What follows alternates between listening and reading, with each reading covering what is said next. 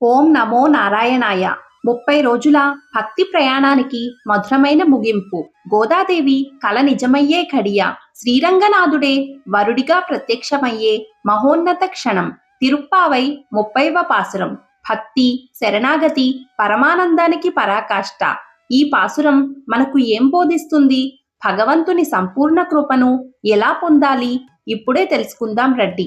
తిరుప్పావై 30వ పాసురం. ఆండాల్ திருவடிகளே சரணம். வங்கக்கடல் கடைந்த மாதவனை கேசவனை திங்கள் திருமுகத்துச் செயலையார் சென்றிரைஞ்சி அங்கப்பறை கொண்டவாற்றை அரிப்புதவை பைங்கமலத் தன் தெரியல் பட்டர் பிரான் கோதை சொன்ன செங்கத்தமிழ் மாலை 30 தப்பாமே இங்கு இப்பரி சுரைப்பார் ஈரிரண்டு மால்வரைத்தோள் செங்கன் திருமுகத்துச் செல்வத் తిరుమాలాల్ ఎంగుం తిరువరుల్ పెట్రు ఇన్గురువరెంబావాయ్. ఈ రోజు ధనుర్మాసంలో 30వ రోజు. ఆండాల్ సాక్షాత్తు శ్రీ రంగనాథుడిని తన భర్తగా పొందడానికి ఈ మాసంలో వ్రతం ఆచరించిన చిట్ట చివరి రోజు. ఈ నెల రోజులు శ్రీకృష్ణుడిని పూజిస్తూ 30 పాసురాలను రచించింది. ఈ రోజు తిరుప్పావైలోని చివరి 30వ పాసురం. నేటి పాసురంలో శ్రీకృష్ణుడిని శరణాగతి కోరుతూ గోదాదేవి తాను విష్ణుచిత్తుని కుమార్తెనని ఈ 30 పాసురాలు తాను రచించి పాడానని, ఎవరైతే వీటిని భక్తితో గానం చేస్తారో వారికి భగవత్ కృప తప్పక కలిగి తీరుతుందని చెప్పింది.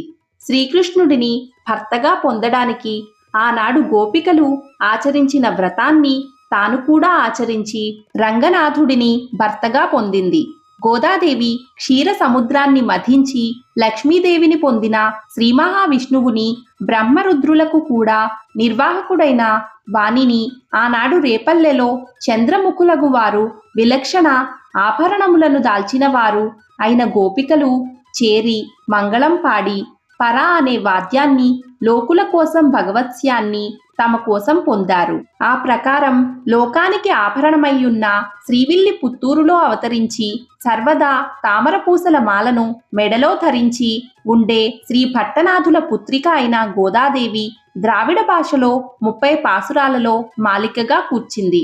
ఎవరైతే ఈ 30 పాసురాలను క్రమం తప్పకుండా చదువుతారో వారు ఆనాడు గోపికల శ్రీకృష్ణుడి నుండి పొందిన ఫలాన్ని, గోదాదేవి వ్రతమును ఆచరించి పొందిన ఫలాన్ని పొందుతారు. కేవలం అధ్యయనం చేయడం చేతనే పుండరీకాక్షుడు పర్వత శిఖరముల వంటి బహు శిరస్సులు కలవాడు శ్రీవల్లభుడు చతుర్భుజుడు అయిన శ్రీమన్నారాయణుడే వారికి సర్వత్ర సర్వదా ఆనందాన్ని ప్రసాదిస్తాడు. నేటితో తిరుప్పావై పారాయణం సమాప్తం. గోదాదేవి జననం, బాల్యం, పాసురాల రచన, శ్రీ రంగనాథ స్వామితో వివాహం మొదలైన గోదాదేవి పూర్తి చరిత్ర తెలుసుకోవాలి అనుకుంటే ఈ వీడియో తప్పక చూడండి. ఈ ధనుర్మాసంలో తప్పకుండా వినాల్సిన కథ లింక్ డిస్క్రిప్షన్లో ఉంది. మీకు ఈ వీడియో నచ్చినట్లయితే ప్లీజ్ ఒక చిన్న లైక్ చేసి మీ బంధుమిత్రులందరికీ షేర్ చేయండి. ఇలాంటి మరెన్నో మంచి వీడియోల కోసం మన ఛానల్ను తప్పకుండా సబ్స్క్రైబ్ చేసుకోండి. ఈ 30 రోజులు తిరుప్పావై వీడియోలను చూసి లైక్ చేసి ఆదరించిన ప్రతి ఒక్కరికి పేరు పేరున ధన్యవాదములు. మీ విలువైన అభిప్రాయాలను, సూచనలను కామెంట్ సెక్షన్లో తెలియచేయండి. ఇలాంటి మరెన్నో వీడియో అప్డేట్స్ కోసం మన ఛానల్ని సబ్స్క్రైబ్ చేసుకోండి. Thank you for watching this video.